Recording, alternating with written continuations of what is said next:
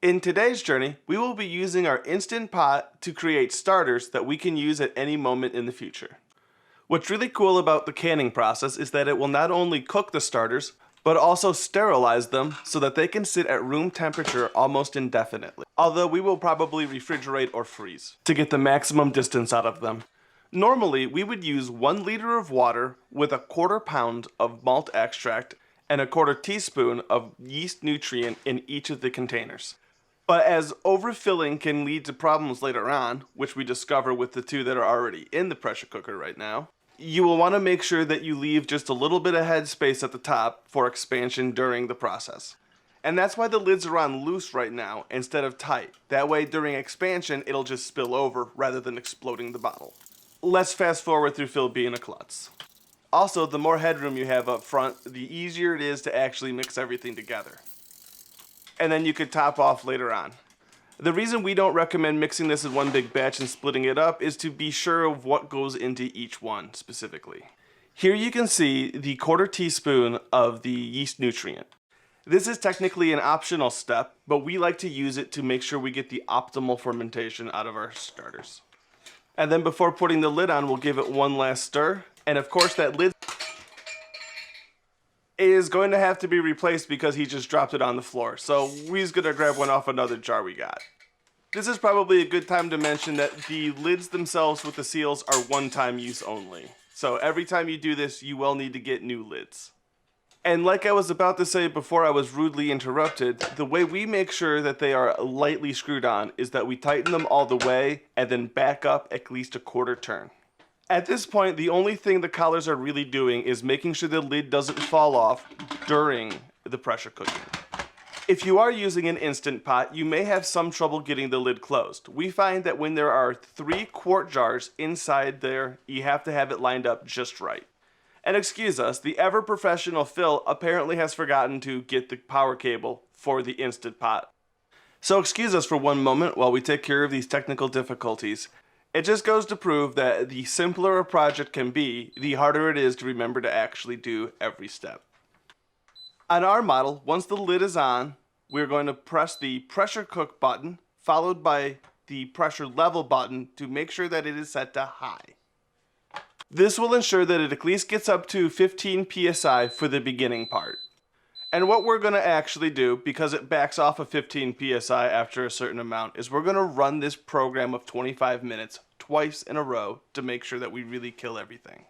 It is probably important to mention at this point that our basic recipe can be used in almost any pressure cooker, but do make sure that you read the manual, as these aren't toys. They do have safety mechanisms if things go wrong, but that doesn't mean you should rely on them. Also, every make and model can be different and require different parameters to function properly and safely. So even if you are an experienced person when it comes to pressure cooking, you get a new one, read the manual. It's at this point you might feel like your Instant Pot isn't doing anything, but what's happening is it's slowly heating everything up and will eventually start to build up pressure once steam starts to form on the inside. The timer will not show up until temperature and pressure is reached.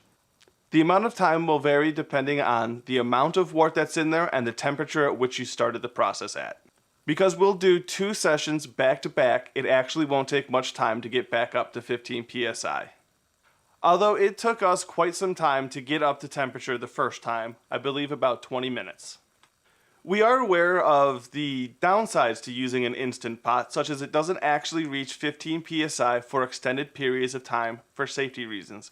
It also has an extremely limited capacity for the price compared to a normal dedicated pressure cooker. But its ease of use and built-in timer should make running experiments around here extremely easy. And because we have a microscope on the way, we figured we'd test this theory and let some age and test them for bacteria infection later on once the microscope arrives.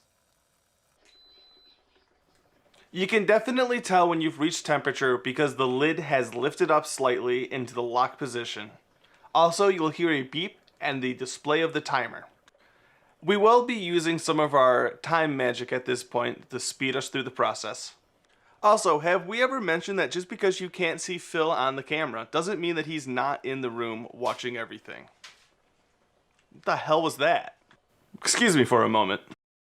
But in all seriousness, if it wasn't a good idea to can starters, then they wouldn't be selling it in the store. We are basically at this point making non-concentrated versions of those pop-top cans that you can get at most homebrew supply shops. What's more, you could save even more money by using runoff from other beers that you brewed to create the starter liquid instead of malt extract. Place it directly into the jars and then can immediately while the rest of your beers are already brewing. And then when you go to brew your next beer and you need to make a starter ahead of time, all you need to do is open one of these jars, pour it into a 2,000 milliliter Erlenmeyer flask, pitch your yeast, and you're done making your starter for the day. Definitely one of those stitch-in-time things. If we do find that the Instant Pot does have a problem of making quality jars just like you could out of a normal pressure cooker hitting 15 psi, we will then freeze the jars, because these can handle that, to get an extra layer of protection out of it. That will mean that it'll take more time for the jars to come to temperature to pitch on brew day though. So here's hoping that doing a double run of the pressure cooker will help prevent that from being a necessity. Although we're going to skip the second run on recording anyways, just to save you the time.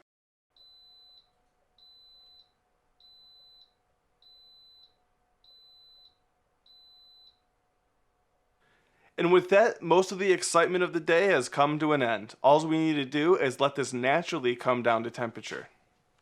Although if you're doing a single run in your Instant Pot, you will want to be present to make sure that it doesn't go into the keep warm function, otherwise it will stay hot until you turn that off. But of course, knowing Phil, he's going to do it his own way, and probably maybe burn himself if he doesn't do this right. Looks like he got himself a little. So what we are going to do is let this come down to temperature and cut away while we do the next run to save you a little time, because it's going to suspiciously look almost exactly the same. If you want to watch it, just go back and watch this last section again and it'll look just like that. And look, this time he even turned off the automatic warming feature somehow. That way when it finishes the timer, it doesn't keep applying heat to keep the pressure up. But what's really surprising is that this time Phil actually put on his heat resistant glove, which can withstand almost anything this lab throws at him. Do make sure that you've gotten down to 0 psi before opening it up, or you'll get a big surprise in the form of steam that could burn your face. I would like to point out why you need to be extremely careful, as the liquid inside is still actually boiling. But because Phil has his safety gloves on, he can't actually feel any of that. So what we will do is that we will give them one good stir up, tighten the lid down all the way, and then place them somewhere to cool before we do anything else with them. And some of the more astute may have noticed that these back two jars have lost quite a bit of liquid due to the fact that the boil off happened as there was nowhere for the liquid to go in the jar. It's actually all inside the pot right here. But all that's left to do at this point is wait for them to come down to temperature so that you can use them as an instant pitch yeast starter that you don't have to dilute with distilled water like the ones from the store. If you are the kind of person that's worried about the jars breaking, put them inside of a garbage bag. That way if anything breaks, all the sharp edges and liquids contained and won't make a mess, and you won't die like some sort of Sierra Online point-and-click adventure game. And don't forget to like, comment, and subscribe so that someday we can quit our day jobs and make these experiments happen at a faster rate. How many of them tried to accuse you of not being an actual gamer? Actually, one. One? What did he say? Are you buying this for your boyfriend? And I was like,